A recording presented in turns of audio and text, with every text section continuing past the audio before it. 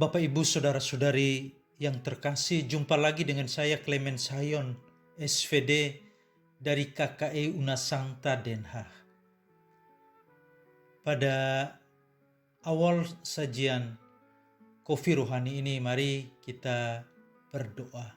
Dalam nama Bapa dan Putra dan Roh Kudus. Amin.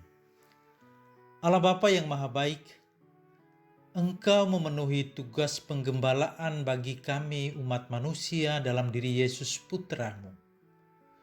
Kobarkan dalam hati kami kerinduan untuk mendengarkan suaranya sebagai gembala yang baik. Dan bukalah pengertian kami untuk memahami apa yang difirmankannya kepada kami. Serta bantulah kami untuk dapat mengikutinya, menjadikan diri kami sebagai gembala satu sama lain hari ini dan sepanjang masa. Amin.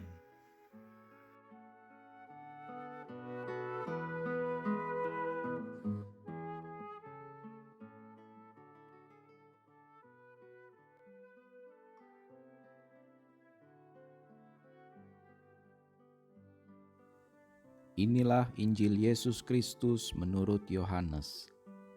Seperti Bapa telah mengasihi aku, demikianlah juga aku telah mengasihi kamu.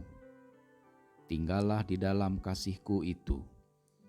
Jikalau kamu menuruti perintah-Ku, kamu akan tinggal di dalam kasih-Ku. Seperti aku menuruti perintah Bapa-Ku dan tinggal di dalam kasih-Nya. Semuanya itu kukatakan kepadamu, supaya sukacitaku ada di dalam kamu, dan sukacitamu menjadi penuh. Inilah perintahku, yaitu supaya kamu saling mengasihi, seperti aku telah mengasihi kamu.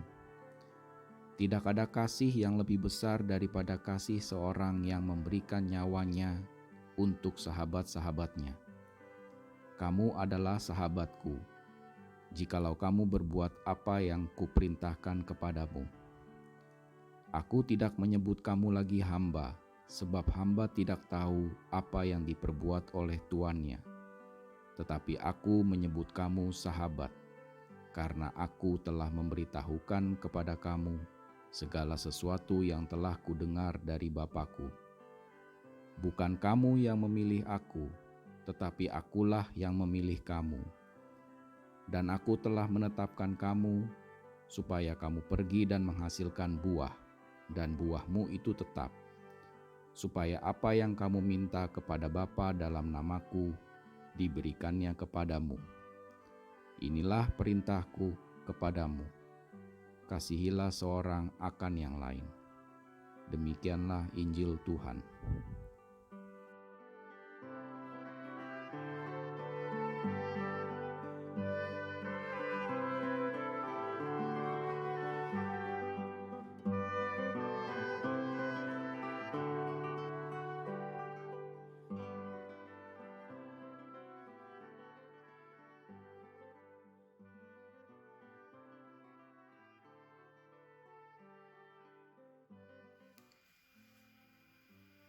Saudara-saudariku yang terkasih, kita bisa banyak bicara tentang cinta kasih, menulis buku, menulis puisi, lagu, dan memberikan ceramah tentang cinta kasih. Tapi apa arti dan hakikat cinta kasih yang sebenarnya? Sebab kadang kita sampai berbusa, berbui mengatakan tentang cinta kasih. Terlarut dalam diskusi yang menghabisi waktu yang tidak sedikit. Tapi apa yang kita temukan dalam praktek, dalam pengalaman? Saya harap dalam hidup kita ada momen, ada saat tertentu di mana kita merasa dan mengalami dicintai, dikasihi, dan mencintai dan mengasihi. Kalau kita sungguh mengalami dan merasakan hal itu, rasanya sulit mengungkapkan dengan kata-kata apa yang telah kita lakukan dan kita alami. Sebab kata-kata hampir tidak bisa membahasakan rasa dan gejolak dari cinta kasih. Saling mengasihi semestinya dilakukan tanpa membedakan ras, bahasa, budaya, warna kulit, golongan, dan status. Tapi pengalaman mengajarkan bahwa ini tidak selalu terbukti, baik dulu maupun sekarang. Lihat sendiri di Amerika Serikat beberapa bulan yang lalu, di mana orang-orang keturunan Afro-Amerika mengalami perlakuan yang tidak pantas yang dialami dalam diri George Floyd. Dan di tanah air kita masih banyak terorisme dan aksi-aksi intoleransi. Juga terjadi dalam keluarga di mana masih banyak terjadi perceraian. Di mana-mana masih ada pertengkaran, cemburu, iri hati, benci, dengki, dendam. Cinta kasih bukan terjadi secara otomatis. Perlu diingatkan, perlu disadari. Di mana-mana masih ada rasisme, kekerasan, intimidasi, egoisme, embargo dalam berbagai bidang, persekongkolan dan peperangan.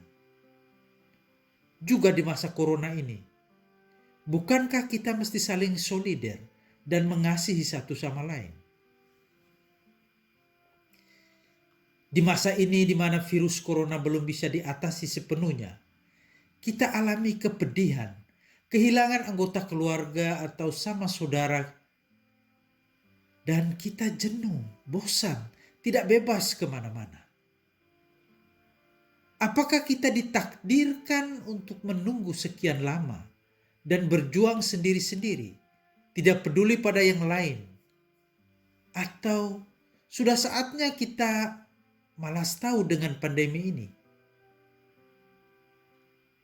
Perhatikan pengorbanan dan tanda kasih dari para medis sebagai garda terdepan dalam menangani para pasien yang tertular virus. Itulah cinta kasih. Dan cinta kasih ini dapat dilaksanakan dalam berbagai bidang kehidupan. Kasih tidak mementingkan diri sendiri. Demikian salah satu untaian mada kasih dari 1 Korintus 13. Karena cinta kasih berasal dari Allah, dan Allah adalah cinta kasih. Begitu yang disampaikan Yohanes dalam suratnya yang pertama.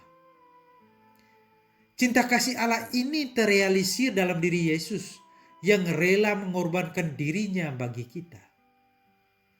Untuk itu, sepantasnya pada masa Paskah ini, di mana kita sedang menuju Pentakosta, pesta di mana roh, ruah, hembusan Sang Ilahi memberanikan antusiasme para murid. Kita dengarkan seruan Yesus yang berulang kali dalam Injil yang barusan kita dengar tadi, supaya kita saling mengasihi sama seperti Dia telah mengasihi kita.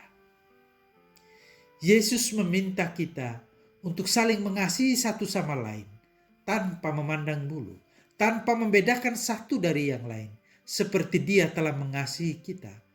Karena di hadapan Allah kita semua sama. Bila kita melakukannya, kita adalah sahabat Yesus. Ini adalah maklumat, amanat, wasiat dari Yesus sebagai hadiah yang sangat berharga bagi kita pengikutnya. Dan wasiat Yesus ini akan berdaya guna bila dilaksanakan, disebarluaskan, dihayati, dan dipraktekkan agar menghasilkan dunia yang penuh cinta dan damai. Semoga. Amin.